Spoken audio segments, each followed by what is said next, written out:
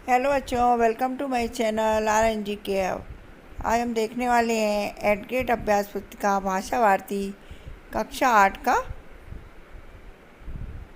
पाठ 3 मध्य प्रदेश की संगीत विरासत। इसमें हम मध्य प्रदेश के बड़े बड़े संगीतज्ञों के बारे में जानकारी देखेंगे।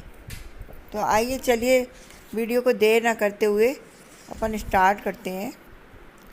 प्रश्न नंबर 1, विकल्प छांटकर लिखिए। प्रश्न नंबर 1 है, विकल्प छांटकर लिखिए। पर हाँ, अभी तक आपने मेरे चैनल को सब्सक्राइब नहीं किया तो सब्सक्राइब ज़रूर कर लें। इससे आने वाले सारे वीडियो की नोटिफिकेशन सबसे पहले आप देख पाएंगे। तो चलिए देखिए बहुविकल्पीय प्रश्न। प्रश्न नंबर 1, भारतीय संस्कृति की आत्मा किसे कहा गया है? भारतीय संस्कृति की आत्मा किसे कहा गया है? संगीत को। आप ऑप्शन सी पर राइट लगाइए, संगीत को। प्रश्न नंबर 2, प्रतिदिन शब्द में कौन सा समास है?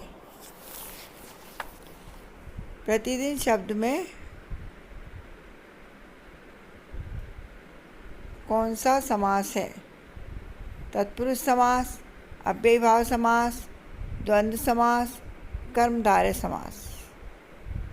तो आप लिखेंगे ऑप्शन बी, अव्ययीभाव समास। प्रश्न नंबर 3, भारत रत्न लता मंगेशकर को स्वर कोकिला कहा जाता है क्योंकि वे सुरीली गायिका थी। ऑप्शन बी पर राइट लगाइए और लिखिए क्योंकि वे सुरीली गायिका थी। प्रश्न नंबर 4, ध्रुपद गायन के प्रणेता कौन थे? राजा मानसिंह तोमर, सम्राट अकबर, स्वामी हरिदास और कुमार गंधर्व। तो आप ऑप्शन ए पर राइट लगाइए, राजा मानसिंह तोमर।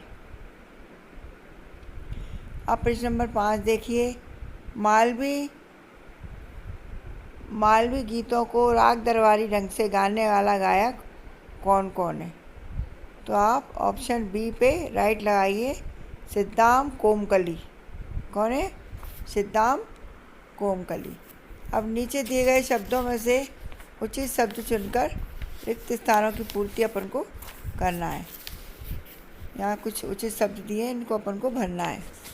तो आप लिखिए प्रश्न नंबर 6 में, तानसेन ने दीपक राग की साधना की और दीपक जल उठे। प्रश्न नंबर 7 है, तत्मय का संधि रूप तन्मय होगा। प्रश्न नंबर 8 है, कुमार गंधर्व संगीत समारोह का आयोजन देवास शहर में होता है। कहाँ होता है? देवास शहर में।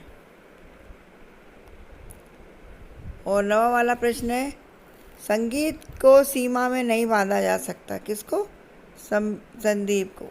आत्मिक शब्द में एक प्रत्यय है।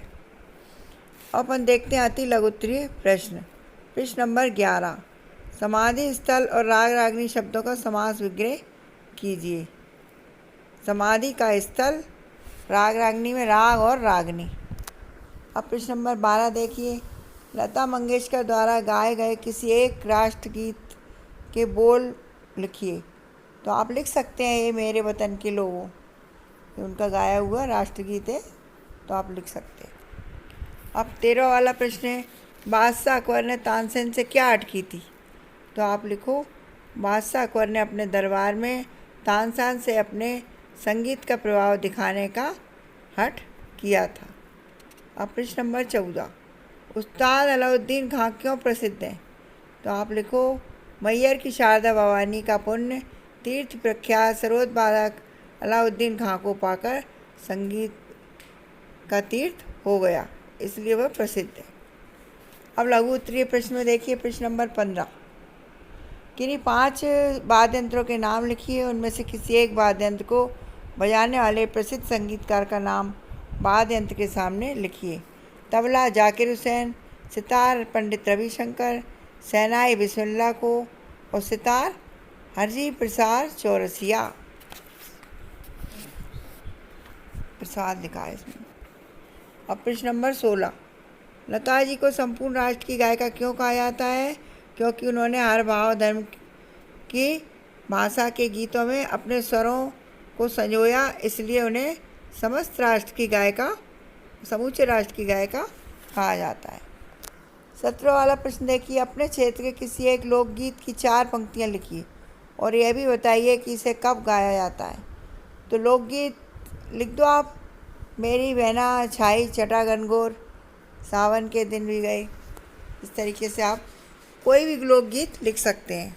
मैंने यहाँ पे लिख दिया है। अब अपन प्रश्न नंबर 18 देखते हैं। मध्यकालीन भारत में संगीत की परंपरा कहाँ से प्रारंभ हुई? इस स्थान पर संगीत से जुड़ा कौन सा आयोजन होता है? तो आप लिखो, मध्यकालीन भारत में संगीत की अनूठी परंपरा रही है। यह परंपरा ग्वालियर घराने से प्रारंभ हुई। ग्वालियर में अखिल भारतीय तानसेन समारोह का 3 दिवस का आयोजन भी किया जाता है। अब दीर्घ उत्तरीय प्रश्न, प्रश्न नंबर 19, मानव जीवन से संगीत कैसे जुड़ा है? अपने शब्दों में लिखो। तो मैंने यहाँ पर लिख दिया है, आप इसको उतार सकते हैं। ऋषि मुनियों और साधकों की हजारों वर्षों की तपस्या एवं परिश्रम का प्रतिफल है संगीत। कहा जाता है कि जिस समाज में कला का स्थान नहीं होता वह समाज भी प्राणहीन हो जाता है। जिस समाज में कुमार गंधर्व जैसे संगीत प्रेमी पैदा हो जाते हैं वह देश धन्य हो जाता है। कुमार गंधर्व का वास्तविक नाम सिद्धराम कोमकली था। अपने पंडित जी आर देवधर के संगीत की शिक्षा प्राप्त की। 7 वर्ष की अल्पायु में ही वे बाल गायक के रूप में विख्यात हो गए थे। अब अपन क्वेश्चन नंबर 20 लिखते हैं बच्चों। 20वां वाला है, आप अपनी पसंद के किसी एक संगीतकार के बारे में कम से कम 10 पंक्तियाँ लिखो। तो मैंने यहाँ पे लिख दिया है लता मंगेशकर के बारे में। लता मंगेशकर एक महान गायिका थी। उनका जन्म 28 सितंबर 1929 को हुआ था। उन्हें स्वर कोकिला के नाम से जाना जाता है।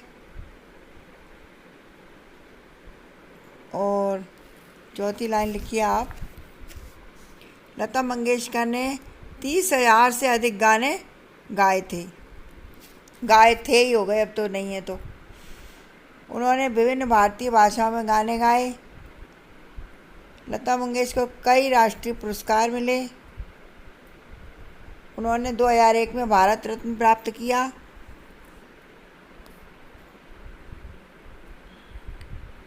लता जी का संगीत कैरियर 70 साल से अधिक रहा। तो उन्होंने छोटे बचपन से और जाते जाते तक गाना गाया है। उनकी आवाज़ ने कई पीढ़ियों को प्रभावित किया।